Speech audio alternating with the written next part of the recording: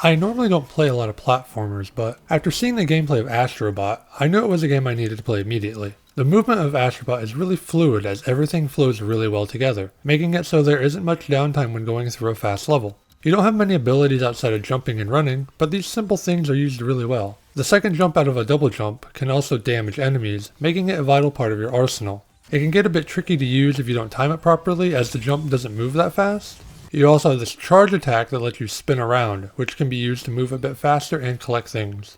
The kit is very basic, but it works with what you're given. The game doesn't do anything new though, but I honestly like that. Not every game needs to do that, and if it isn't using something new, it needs to find a way to make the most of all the basic stuff that it does use, which Astro Bot does perfectly.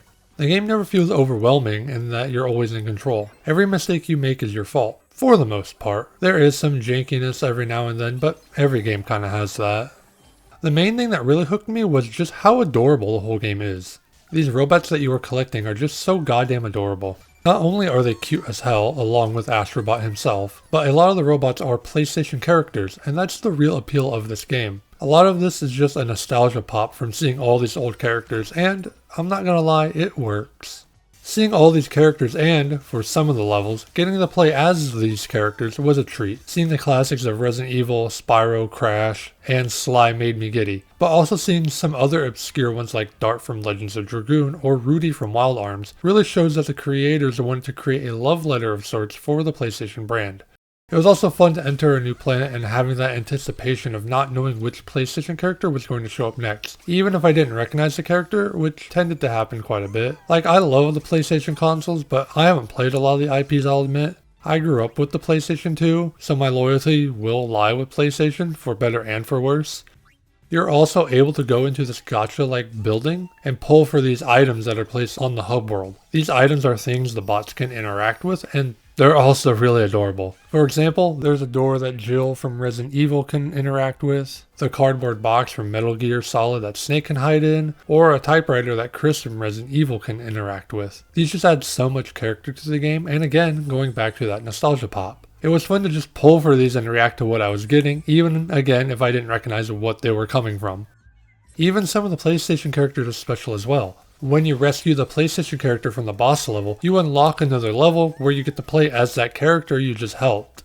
The first boss level unlocks Spike from Ape Escape, and the next level you actually get to play as Spike, kind of, and go around collecting monkeys. When I first saw this, I was so happy. I love Ape Escape, and getting to essentially play a newer version of Ape Escape was a delight. The other characters you play as are Kratos from Dad of War, Drake from Uncharted, and Aloy from Horizon. Alloy, I'm not sure. You get to use their gimmick as well, which again spices up the gameplay. The monkey net from Ape Escape, the axe from Dad of War, the gun platforming from Uncharted, and the bow from Horizon helps make these levels even more memorable. These levels aren't really that difficult, but the thrill from playing as these iconic PlayStation characters more than makes up for it. These were some of my favorite levels throughout the game. There really isn't a story to this game. It's as bare bones as you can get, but the story isn't why you're buying this game. Astro Bot and his buddies are flying around in the PlayStation 5 ship when the alien bully comes along and destroys the ship, scattering the pieces of the ship and all the bots across the galaxy. From there you find bots to get into the boss world, take out the boss, get the component to the PlayStation 5 ship, then fly into the alien bully's galaxy to get back the CPU. That's literally it. You see the alien bully every time you enter a new galaxy, but it's just him bullying the CPU, hence his name. Like I said, super bare bones, but the story's not why you're buying this game. You're buying the game for either the aesthetic or to see what PlayStation characters show up. I haven't focused much yet on any of the levels or even the OST. The OST is really good, but it was difficult for me to register as I'm really focused on the gameplay when I'm platforming. It's easy to recognize soundtracks in JRPGs because I can sit back and listen to the music while playing the game, while strategizing my turns. But in a platformer, I'm concentrating so much on the platforming that I barely register the OST.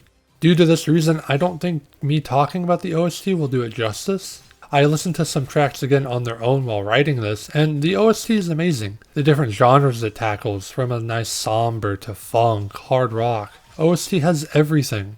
Even has a nice rap from Puppetry, which is probably the most memorable track in the game, since it plays a vital role in the level it comes from. The one I remember the most is the track from the special stages, the face button ones. That's the one I heard the most since I spent the most time playing those stages. The levels are really fun and vastly different from each other throughout the whole game. While you do have your standard fire, ice, forest, desert levels, there's always a gimmick on top of that. The Dad of War level is an ice level, but you get to play as Kratos. The Uncharted level is a forest swamp level, but ends in a temple, and you get to play as Nathan Drake.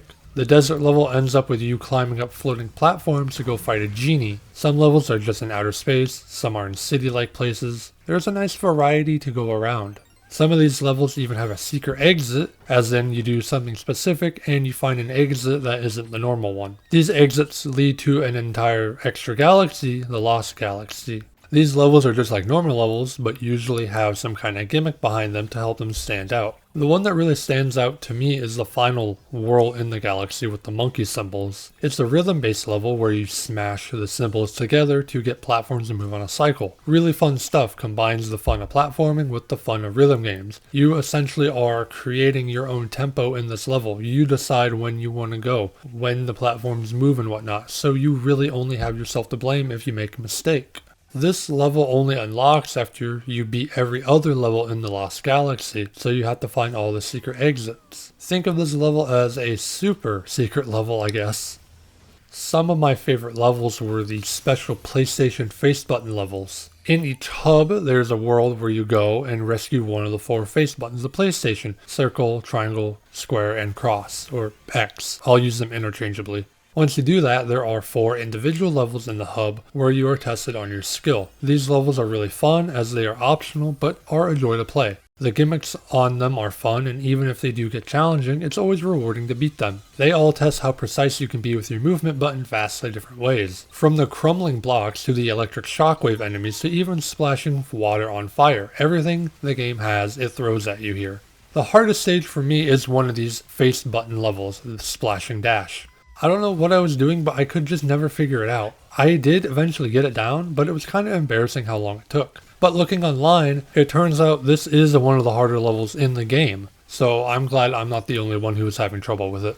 None of these levels really feel unfair, but they do push just what you're able to do without the use of upgrades. They're all pure, raw movement, and I would have loved more of these throughout the game. Beating all these levels and collecting all the bots, you are rewarded with the final challenger level. This is a beast of a level, and one I still haven't beaten yet as of time of writing and recording. It's not too difficult, it just takes a lot of concentration to beat, and I kinda got a little burned out.